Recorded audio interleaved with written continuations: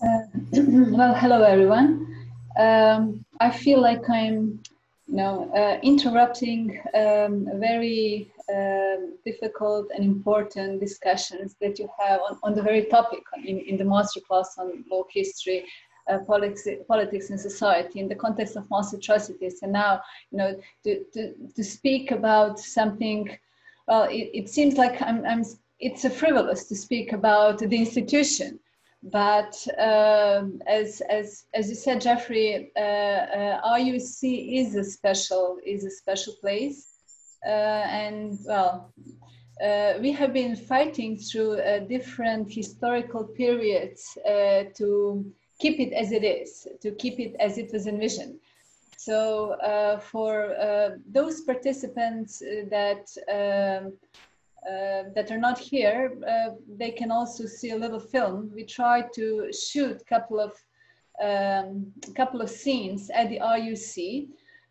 Obviously, it is not as appealing as it usually would be because everything is empty. Due to Corona, Dubrovnik, that is usually overcrowded with tourists, is now, well, rather empty, and at least for its inhabitants, a pleasant place to be because you can walk freely everywhere. But still, we miss you. We miss having a lot of people because, well, Dubrovnik also in the past was an open place where everyone would be welcome. We usually have welcome receptions for participants of all of our programs, but and then we bother them with the history. But since we have to do this online, I would just use these couple of minutes that you offered and present the institution. So Inter-University Center, IUC, is an independent and international institution for advanced studies. During these weeks, you would be hearing a lot about this area. So you can understand that this independence is very important, and the international aspect of the center is very important. It is structured as a consortium of universities, and at the moment we have approximately 170 members, and they come from all parts of the world. And all of these members have a possibility to send their representative and to take part in forming the policy of the IUC as an institution. All of our members of the governing bodies, our Director General, our Executive Secretariat, all of them are volunteers. So also all of course directors, all of the lecturers that come to the IUC are volunteers. And in fact, the IUC is an institution that gathered a lot of enthusiasts that really want to fight for the freedom within the academic community and want to contribute to overcoming the boundaries of the contemporary world. We have been operating for already 48 years, and the idea to establish the IUC came from Ivan Supek, who was in fact physicist. He was Heisenberg's pupil, but he was also homo universalis. He wrote poems, dramas.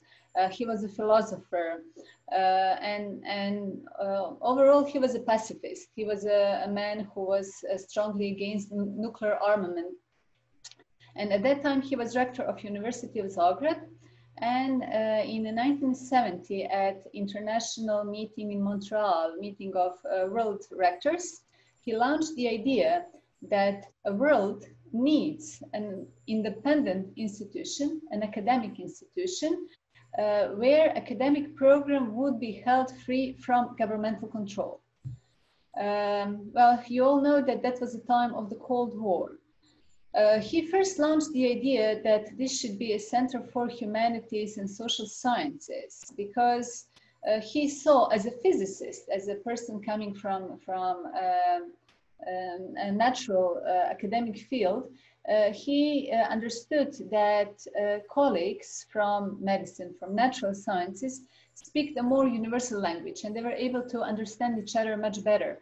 However, colleagues, for example, philosophers or anyone coming from social sciences or from humanities, they seem to be locked in some, well, national politics or regulations or you know, historical facts that were presented in one way or another. So he believed that it's really important, especially for humanities and social sciences, that there is an institution which would allow them to come together to exchange knowledge and to learn more about each other, from each other, and to overcome the boundaries. And this idea was well taken, and 20 universities from Northern America and mostly from Europe, at that time former Yugoslavia, accepted this, and quite soon the center was established. Well, there were two lucky coincidences at that time. The first was that the city of Dubrovnik realized that it was a great idea and then offered the building where we are now, that was originally built as a school. However, it became too small for school purposes, to University of Zagreb to host the IUC. And then the second, well, lucky coincidence, it was not intended to be as such, but the political fact was such that former Yugoslavia was unaligned. So although it was a communist country, it was unaligned. So scientists from the Eastern Bloc could come to Dubrovnik and meet their Western colleagues. So during these times of the 70s and 80s, the IUC was like a loophole from where actually, you know, East and West could meet. Then there was another symbolic value why, well, Dubrovnik was chosen as a seat, and actually when Ivan Supek suggested it, he had that in mind, is because the city of Dubrovnik was from the 14th until the 19th century a Republic of Dubrovnik, and it was independent city-state. Also it was a state that had a very well, great civilization achievements. For example, already in the 13th century, they had their status. In the 13th century, there was a few first sewage system, one of the first pharmacies in Europe, also one of the first quarantines, something that even today we find, unfortunately, very, very relevant. For example, also a foundling for the abandoned children. The Republic of Dubrovnik was also the first country that banned slave trade in Europe already in the 15th century. So it was also a country that tried to avoid war at all costs. We do have great fortification system. However, diplomacy was the strongest point. For example, when the Ottoman Empire was approaching in these parts of the Europe in the 15th century, right away they sent envoys to the Sultan, and they managed to negotiate the possibility to have a free trade. Actually, they didn't pay any customs. However, they had to pay a tribute to the Sultan. But in the same time, it allowed them to have a freedom to remain a Christian, a Catholic state. So Dubrovnik Republic in the past was really considered a place from where East and West did meet. So on a symbolic level, it was also considered very important that contemporary scientists should meet in this place. Very soon the program started. However, right from the beginning, other members at the IUC also suggested that if you would like to have an institution that is covering, well, the society as a whole. If you want to discuss all the issues of the society, then it cannot only be a center for humanities and social sciences. So from the very beginning, all academic fields have been included in our programs, and soon programs started. They're all international. So requirement to have the IUC program is that they are international. They have to be academic. And suggestions are submitted to our executive committee. And as long as, you know, they fall within the category of international, as long as professors from different universities or different institutions are guaranteeing for this academic format, the program is accepted. So perhaps our course directors could say more about this, but we also experience then in many cases, especially now when majority of European Union universities are implementing Bologna process, professors are complaining that within this strict curriculum, they do not have enough freedom at the home university to work on the subjects that are really of their intellectual interest. And the IUC is then offering them this freedom and actually supporting new international connections. Also, some of the features of the IUC programs are interdisciplinarity. From the very beginning, all of our programs have been and mostly are interdisciplinary. And another thing is that they're always up to date. So in the 70s, we had a lot of, for example, we had a lot of programs that dealt with peace studies, with nuclear armament, men in the environment. We had one of the first feminist programs being held at the IUC already in the 70s. Then when you know, social challenges change, so change the topics of our programs. In the 80s, we started with victimology and criminal justice programs, and well, some medical programs also. And then the 1990s came. Again, former Yugoslavia fell apart in war, and Dubrovnik was also attacked. You are now discussing, you know, very hard and difficult topics, mostly from the war in Bosnia and Herzegovina and the massacre in Srebrenica, and those were really the darkest topics in this moment of former Yugoslavia. However, well, also Dubrovnik as a city had been attacked, and the building housing the IUC was also hit by incendiary shells, and it completely burned down. Only the staircase survived and the outside walls. Luckily, also a few office rooms on the ground floor of the office where the archive was also managed to be saved from flames. So we did manage to preserve the archive of the institution, you know, the memory. But quite soon, already in 1993, the rebuilding of the house started. It was organized by Croatian government, by University of Zagreb, and also many IUC friends from around the world gathered support and sent it to rebuild the damaged building.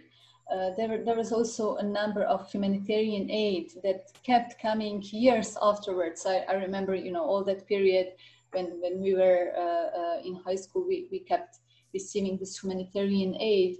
And little by little also courses came back.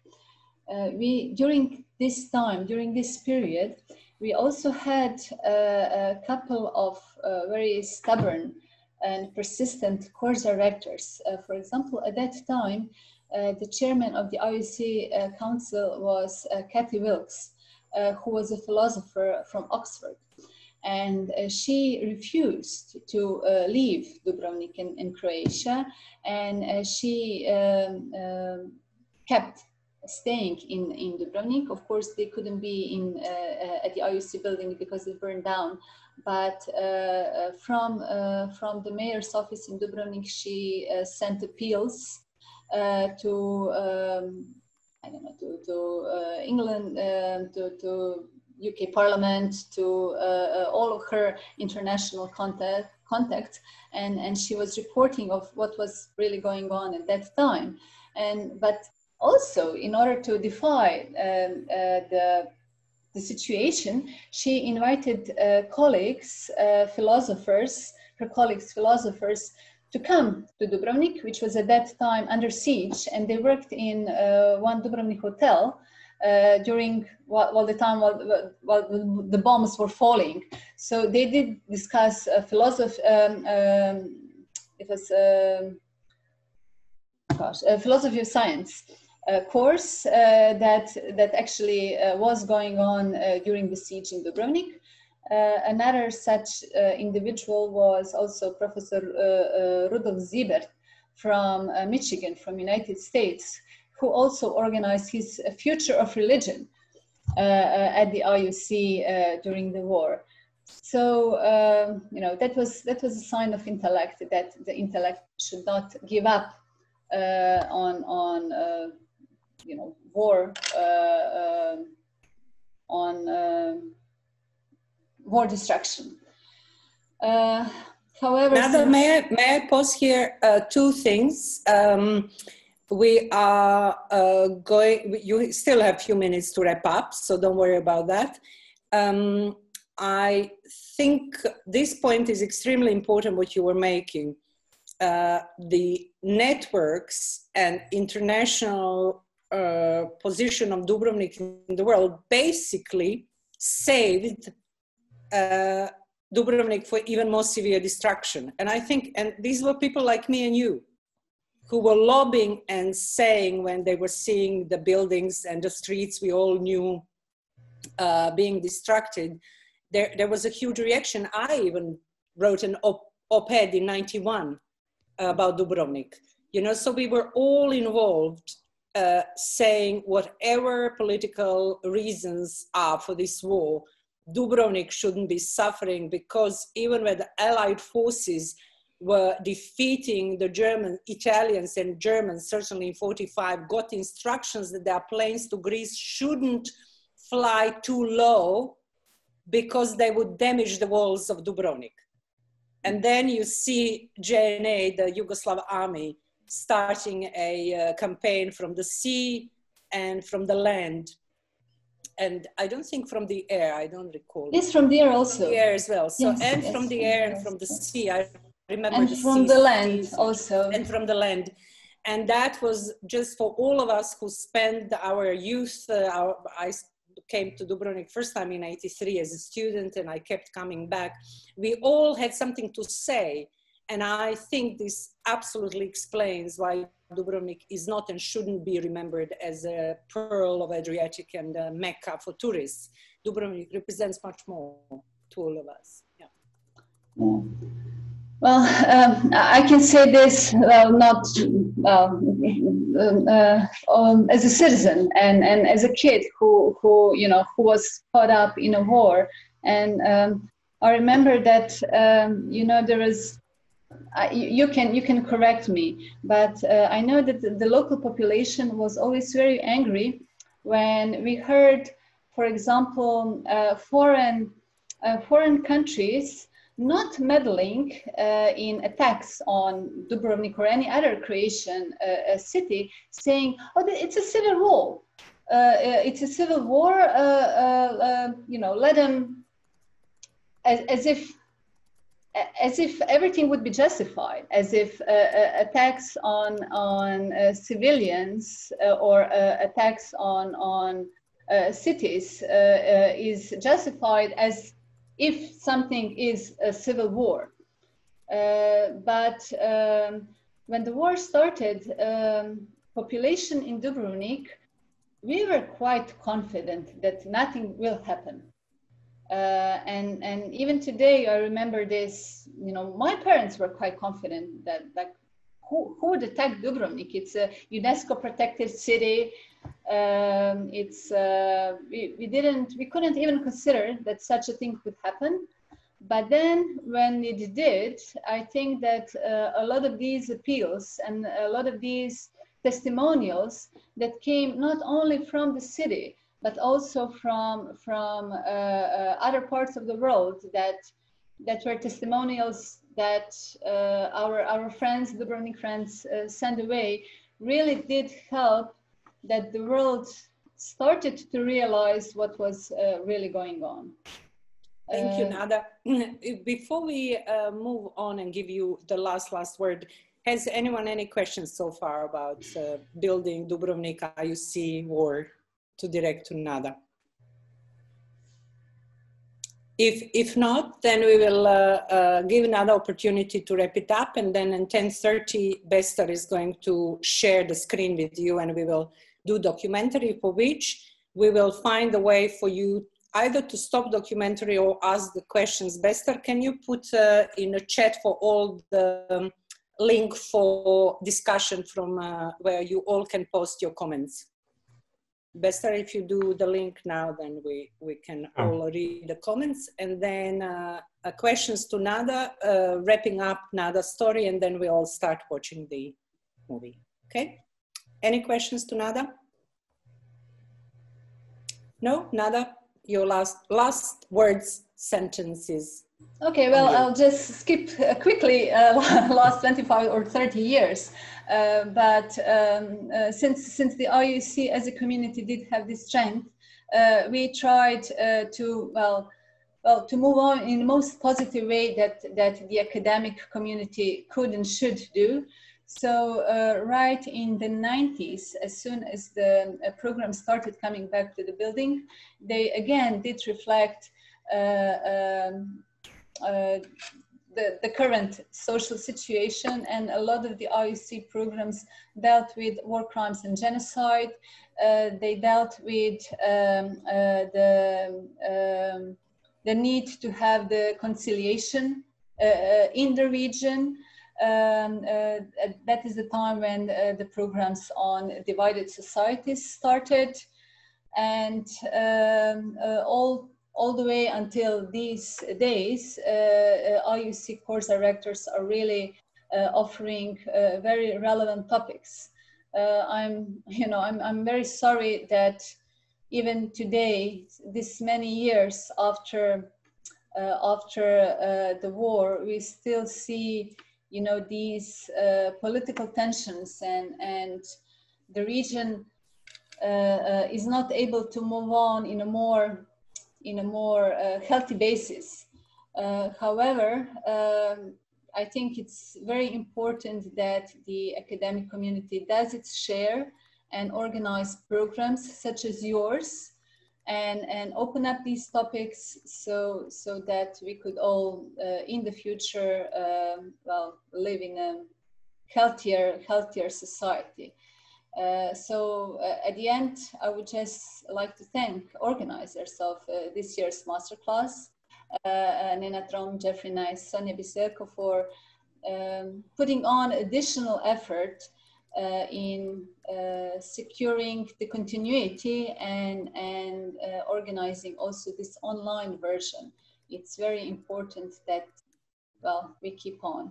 So thank you all. And I'm really looking forward and happy to see such a rich program that you have, and you all have good discussions. Thank you so much, Nada. And one more thing, I really do expect that next year we will be able to greet you in a courtyard, and that we would be able to have also a glass of wine, a canapé, and I don't know, a dinner somewhere in a very pleasant ambient. That all this would be behind us. So I'm looking forward to that. Thank you so much. We promise. And just to remind everybody that those who got places this year on the course are guaranteed that they will be able to take up a place next year if they are free and the course is run. Thank you, Nada. Thanks, Nada.